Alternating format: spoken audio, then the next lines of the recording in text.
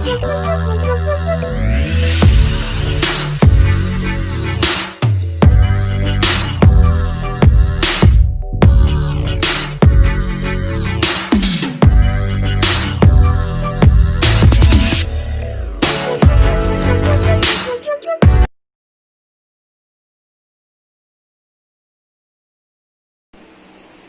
Morning students, मैं कंचन Mishra national inter college की online classes में आप सभी का पुनः स्वागत करती हूँ।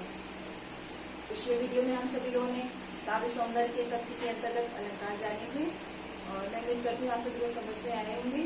और आज के वीडियो में मैं उसी काव्य सौंदर्य के तत्व का अगला पार्ट जो है छंद के विषय में बताऊंगी। ध्यान से सुनिएगा आप सभी लोग और समझने का प्रयास कीजिएगा। ठीक है, सबसे पहले समझेंगे छंद क्या है। हालांकि ये आपके पाठ्यक्रम में नहीं है, लेकिन फिर भी यहाँ से शुरुआत हो रही है तो थोड़ा सा परिचय देना अनिवार्य हो जाता है। इसलिए सबसे पहले आपको छंद का परिचय देती हूँ कि छंद क्या है। देखिए, बहुत ही प्राचीन काल से काव्य का प्रारंभ हुआ। तो वेदों में ऋग्वेद में छंदों का उल्लेख मिलता है। ठीक है, तो अगर संस्कृत की बात करें तो उसमें एक आचार्य हुए पिंगल मुनि हुए। उन्होंने एक पिंगल शास्त्र लिखा, उसमें छंद का बृहद वर्णन किया है। तो यदि हम इसका बृहद वर्णन जानेंगे, इसके विषय में ज्यादा जानकारी करेंगे तो हमें काफी समय लगेगा। पढ़ेंगे यदि तो 7-8 घंटे लग सकते हैं, या और भी जानने का प्रयास करेंगे तो हमें 2-4-10 दिन लग सकते हैं। लेकिन चूंकि समय को ध्यान रखते हुए और पाठ्यक्रम को ध्यान रखते हुए मैं केवल वही चीजें आपको बताऊंगी जो आपके पाठ्यक्रम के लिए अनिवार्य है और परीक्षा के लिए भी अनिवार्य है। तो देखेंगे, छंद समझेंगे पहले कि ऐसी रचना जो मात्रा, वर्ण, गति, लय, तुक, ताल से युक्त होती है छंद कहलाती है। समझ में आ रहा है ना? जो रचना मात्रा, वर्ण, लय, गति, तुक, ताल से युक्त होती है वह छंद कहलाती है। ठीक है, ये तो आपको छंद की परिभाषा हो गई। अब बताएंगे कि छंद कितने प्रकार के होते हैं, छंद को कितने भागों में बांटा गया है। तो वैसे छंद 3 प्रकार के होते हैं, देख लेंगे, समझ लेंगे पॉइंट वाइज। कि पहला आपका आ जाएगा मात्रिक छंद,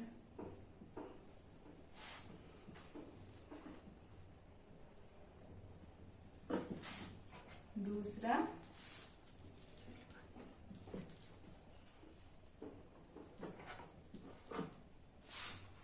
वर्णिक छंद और तीसरा आएगा मुक्तक छंद।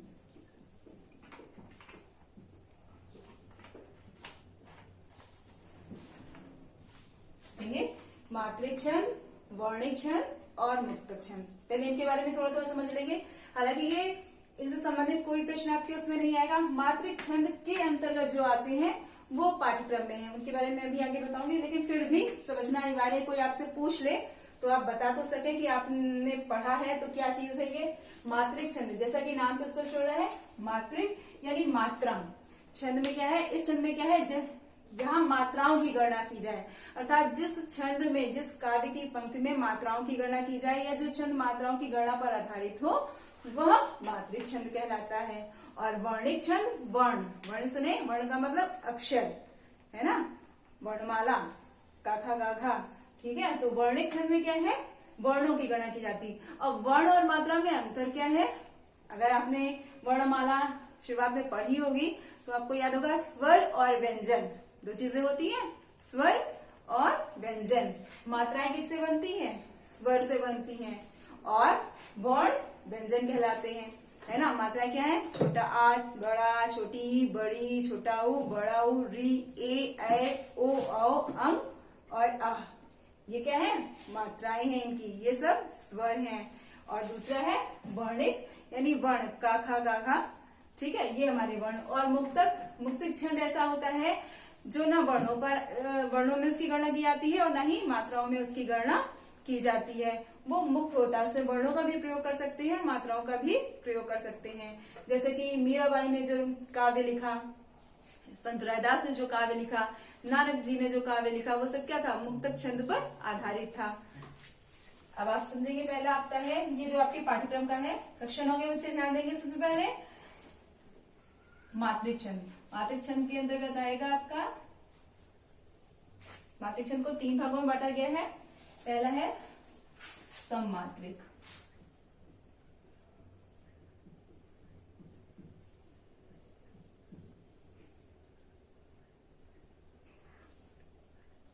सममात्रिक। दूसरा है अर्ध सममात्रिक।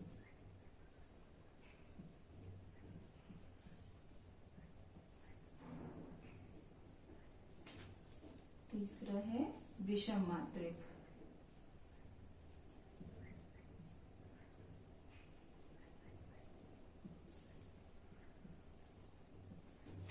देखेंगे मात्रिक छंद को 3 भागों में बांटा गया है।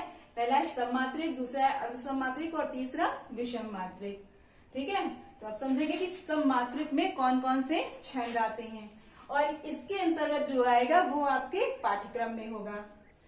देखिए सममात्रिक पहले समझ लेंगे सममात्रिक है क्या। जैसे कि आपने समझा मात्रिक क्या है, वर्णिक क्या है और मुक्तक क्या है, छंद क्या है। उसके बाद अब आप समझेंगे कि सममात्रिक क्या है। ठीक है, सम गणित पढ़ने वाले बच्चे जानते होंगे सम संख्या और विषम संख्या है ना, तो वही है सममात्रिक। और मात्रिक लगा हुआ है अर्थात मात्राएं। तो जिस पंक्ति में जिस छंद में मात्राएं समान हो, संख्या समान हो, वहां पर सममात्रिक छंद होता है। ठीक है, जहां पर मात्राएं समान हो, मात्राओं की जो गणना है वो सम हो, वहां पर छंद सममात्रिक होगा। अर्ध सममात्रिक जैसे कि छंद पंक्ति में और चरण में बद्ध होता है ना, चरणबद्ध होता है। तो अर्ध सममात्रिक में क्या होगा, पहले देखिए सममात्रिक में क्या होगा, पूरे पंक्ति में मात्राएं समान होंगी। अर्ध सम में चरण वाइज पहले या दूसरे चरण में एक जैसी होंगी, तीसरे या चौथे चरण में एक जैसी होंगी। और विषम मात्रिक छंद में क्या होगा, ना ही सम होगी ना ही अर्ध सम होगी, दोनों हो सकती हैं। हो सकता है कि एक पंक्ति में सम चली गई मात्राएं, दूसरी पंक्ति में विषम अर्ध सम चली गई। इस प्रकार से विषम मात्रिक छंद बनता है। सममात्रिक छंद में देखेंगे कौन कौन से छंद आते हैं। सममात्रिक में आपका पहला आएगा चौपाई। कौन सा आएगा, चौपाई। ये सममात्रिक में आएगा और कक्षा 9 के पाठ्यक्रम में है चौपाई। जैसा कि आप सभी लोगों के घर में रामचरितमानस होगी और आपने पढ़ी भी होगी या नहीं पढ़ी होगी, सुनी होगी किसी दूसरे के माध्यम से या कैसेट के माध्यम से, गीतों के माध्यम से आपने चौपाई सुनी होंगी। रामचरितमानस का पाठ होते हुए सुना होगा, उसमें चौपाइयों का वर्णन है। चौपाई को चार पंक्तियों में विभाजित करेंगे। 4 पंक्तियों में इसकी परिभाषा आपको समझाने का प्रयास करेंगे। चौपाई का मतलब सबसे पहले इसकी पहली पंक्ति क्या होगी कि चौपाई एक सममात्रिक छंद है, क्योंकि ये यहाँ से है तो पहली पंक्ति क्या बनेगी, चौपाई एक सममात्रिक छंद है। दूसरा क्या होगा, चौपाई। चौपाई ये द्विग समास का भी उदाहरण जाएगा। ये 4 पायों वाला यानी चौपाया हुआ जा करके, तो उसी प्रकार इसमें पंक्ति कितनी है, इसमें चरण कितने आएंगे, 4 चरण होते हैं चौपाई में। तो क्या है, चौपाई एक सममात्रिक छंद है जिसे 4 चरणों में विभक्त किया जाता है। और प्रत्येक चरण में मात्राएं विशेषकर ध्यान रखिएगा, जरा से आपने ध्यान छोड़ा तो कहीं दोहे की चौपाई में लग जाएंगी और सोठा की दोहे में लग जाएंगी। चौपाई में मात्राएं सम है इसलिए 16 हैं। प्रत्येक पंक्ति में मात्राएं कितनी है, प्रत्येक चरण में मात्राएं 16 होती हैं। तो परिभाषा फिर से एक बार देखेंगे। चौपाई एक सममात्रिक छंद है जो 2 पंक्ति 4 चरणों में होता है और प्रत्येक चरण में 16 मात्राएं होती है। और एक और पॉइंट इसका बनेगा कि अंत में 2 गुरु का आना शुभ माना जाता है। इस पॉइंट को ध्यान रखेंगे, 2 गुरु का आना शुभ माना जाता है, आवश्यक नहीं होता है ना। जरूरी नहीं कि लास्ट में 2 गुरु ही आए, 2 लघु भी आ सकते हैं, पर जब 2 गुरु आते हैं तो वो शुभ माना जाता है, क्योंकि वो तुकबंदी और लयबंदी हो जाती है, इसलिए वो पढ़ने में अच्छा लगता है। देखेंगे समाधिक छंद चल रहा था चौपाई। ये मैंने उदाहरण के तौर पे एक चौपाई दी, परिभाषा मैंने आपको संकेतों में बता ही दी है, समझ में आ गई होगी। और जब आप उदाहरण समझ लेंगे तो परिभाषा और भी अच्छे से स्पष्ट हो जाएगी। ठीक है, उदाहरण में मैंने लिखा है, बंदो गुरुपद पदुम परागा, सुरच सुबास सरस अनुरागा, अमीय मूर्मय चूरन चारु, समन सकल भव रुजि परिवारु। ये एक चौपाई मैंने लिखी है। आप यदि प्रयास करना चाहेंगे तो आपके घर में जो भी पुस्तक है रामायण की, रामचरितमानस की, वो उठा लीजिएगा, उसमें तमाम चौपाइयां लिखी हुई हैं। आप पेंसिल ले लीजिएगा, कागज ले लीजिएगा और लिख डालिएगा। उसके बाद देखेंगे मात्राएं किस प्रकार से लगानी है। मात्राएं लगाने के लिए सबसे पहले ध्यान रखिएगा स्वरों का, हम आपको समझा देते हैं। और जहां कहीं भी आप लिखिएगा उदाहरण, उससे सबसे पहले आप इस तरीके से देख लीजिएगा। स्वर, ह्रस्व और दीर्घ दो तरीके के होते हैं, लघु और दीर्घ, छोटे और बड़े दो तरीके के होते हैं, और मात्राएं भी उन्हीं प्रकार से चलेगी। तो पहला आता है, देखिएगा जिनके आगे छोटा लगा हो वो छोटा ही है। तो छोटा आ, छोटी ई, छोटा ऊ, और फिर आता है री। ये सब क्या है? छोटे हैं, इनकी मात्रा बनेगी एक।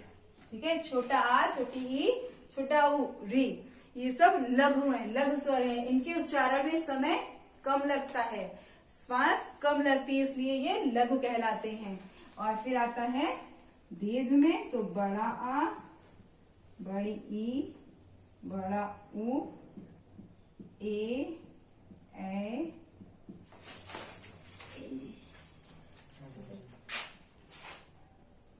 ओ, ओ,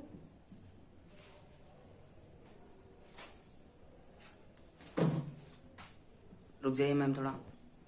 देखेंगे ये छोटे हैं आपके, छोटा आ, छोटी ई, छोटा ऊ, री, ये लघु स्वर है, इनकी मात्रा एक बनेगी। फिर है बड़ा आ, बड़ी ई, बड़ा ऊ, ए, ओ, औ, अंग और आह, इनकी मात्राएं दो बनेगी जाकर के, ये होंगे दीर्घ, जिसका साइन मार्क इस प्रकार से होगा।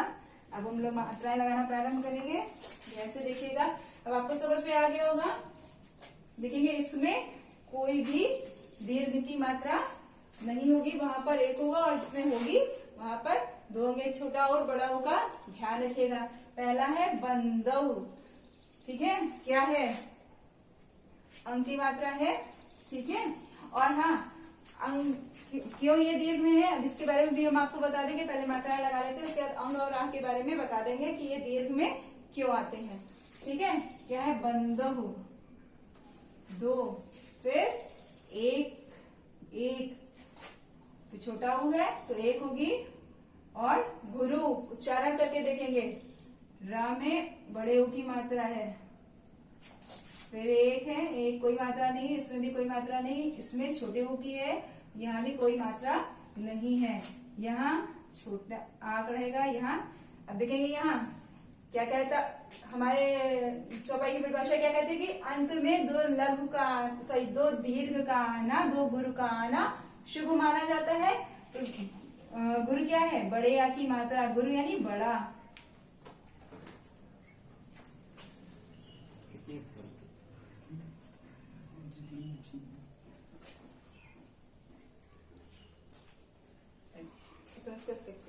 ये कट जाएगा,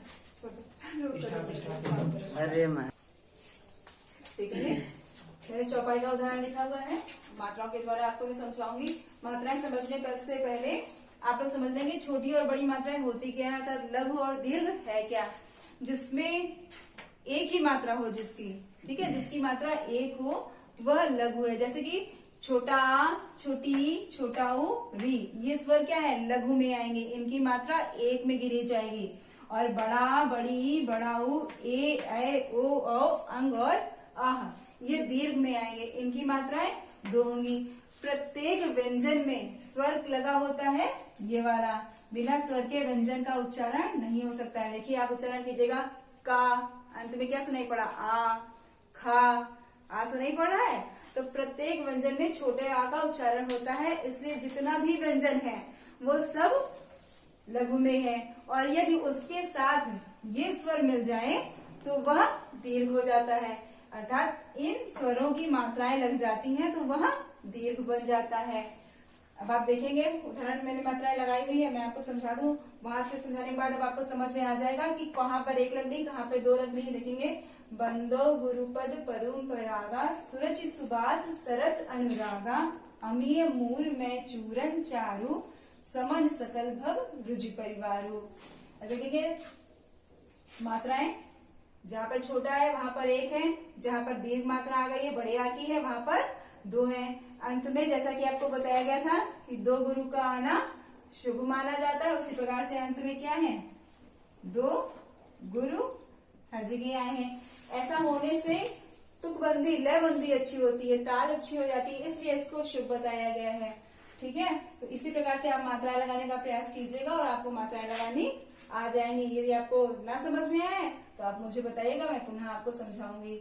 और इसके बाद आता है चौपाई के बाद में समात्रे में 2 आते हैं, एक है चौपाई और दूसरा है रोला। ये दोनों समात्रिक छंद में आएंगे, चौपाई और रोला। और अर्धसमात्रिक में आएगा आपका दोहा और सोरठा। ठीक है, कक्षा 9 के बच्चे चौपाई और दोहा पढ़ते हैं और कक्षा 10 के बच्चों के लिए पाठ्यक्रम में रोला और सोरठा है। ठीक है, तो ये आपका चौपाई के द्वारा मैंने पहले आपको बताया, इसलिए चौपाई के द्वारा आपको बताया कि प्रत्येक बच्चे आसानी से समझ जाए। मान लीजिए आपको सोरठा और रोला के बारे में भी ज्ञान नहीं है, पर सभी ने दोहा और चौपाई अवश्य पढ़ा हुआ है ना। चाहे वो कक्षा 6 का बच्चा हो, 7 का हो, 8 का हो, आप शुरू से पढ़ते चले आ रहे हैं, आपने दोहा और चौपाई अवश्य पढ़ा होगा, सुना होगा। इसलिए मात्राएं लगाने का प्रयास मैंने आपको चौपाई से बताया है। और अब इसके बाद मैं आपको एक दोहा बताऊंगी और दोहा के माध्यम से आपको मात्राओं का प्रयास करने के लिए बताऊंगी। तो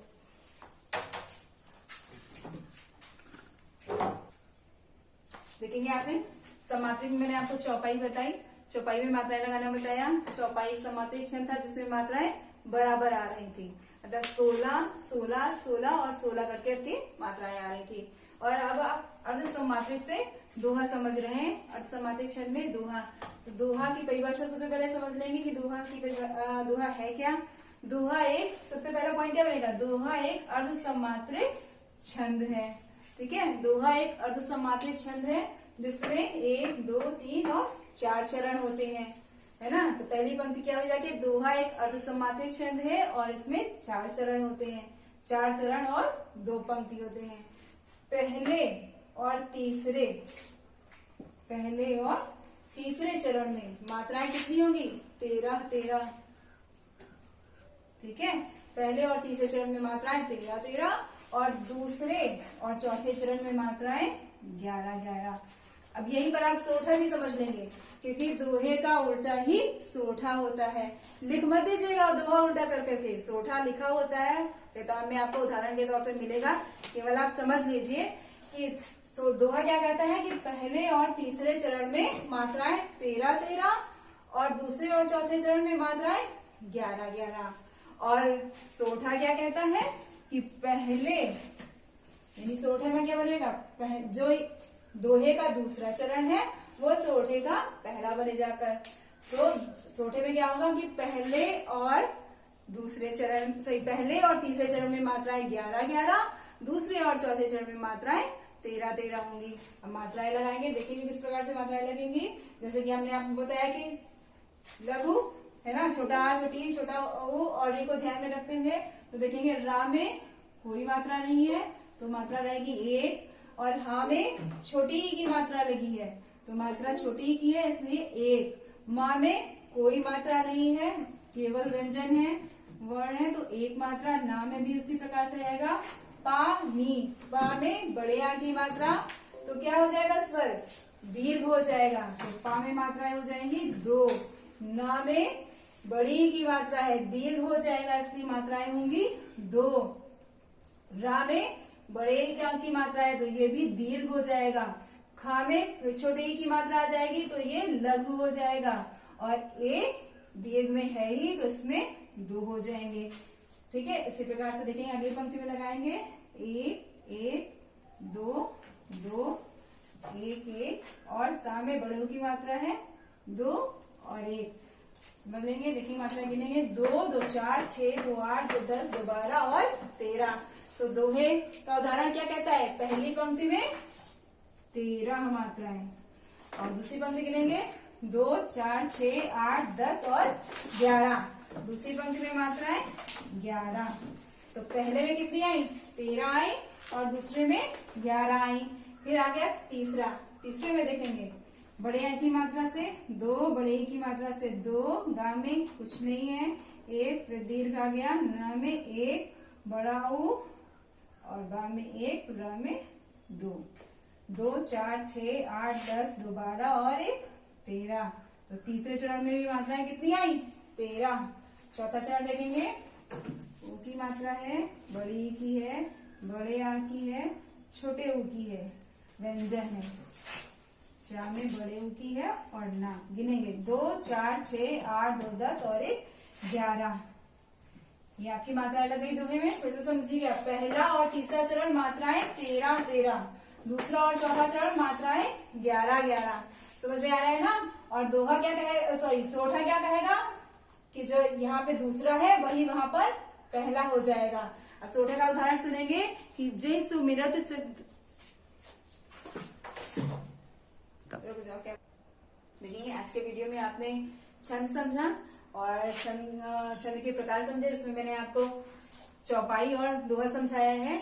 और इसके बाद जो रह गया हमारा सोठा, रोला और कुंडलिया, ये मैं आपको वीडियो के अगले पार्ट में समझाऊंगी। और आज की वीडियो में जो आपने देखा है उसको आप फिर दोबारा फिर से देखिएगा। अगर आपको समझ में ना आए, कोई दिक्कत हो तो कमेंट के माध्यम से बताइएगा। वीडियो को लाइक और सब्सक्राइब करना ना भूलें।